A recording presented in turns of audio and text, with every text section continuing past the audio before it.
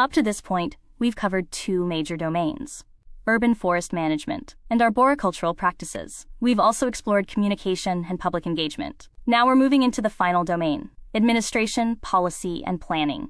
Because managing trees at the city scale requires more than fieldwork and communication. It requires structure, organization, and governance. Let's start with a key idea.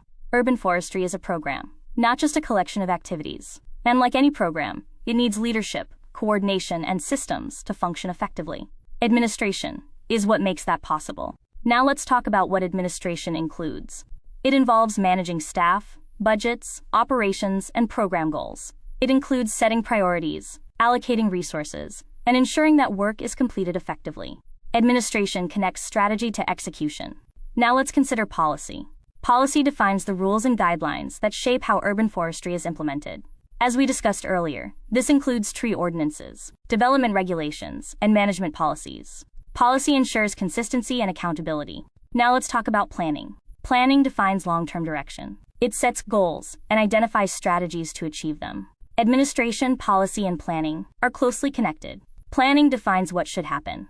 Policy defines how it must happen. Administration ensures that it does happen. Now let's consider scale. At the individual tree level, arborists make decisions about pruning, planting, and care. At the program level, administrators make decisions about budgets, staffing, and priorities. This shift in scale is important. Now let's talk about coordination. Urban forestry programs often involve multiple departments: public works, parks and recreation, planning departments, utilities. Coordination between these groups is essential.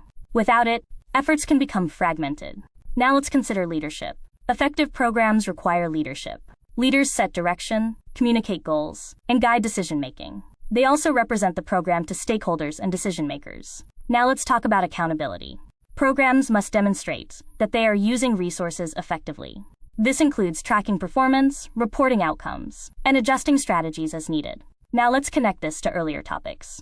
Everything we've covered, planting, pruning, communication, planning, depends on effective administration.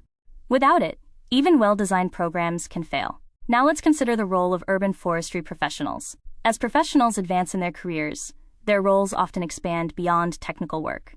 They become involved in program management, policy development, and planning. Understanding administration is essential for these roles.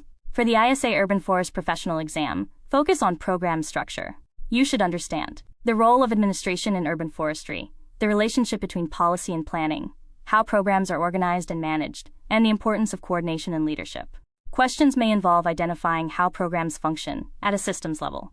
Administration is the backbone of urban forestry. It turns ideas into organized action, and it ensures that programs are effective, efficient, and sustainable.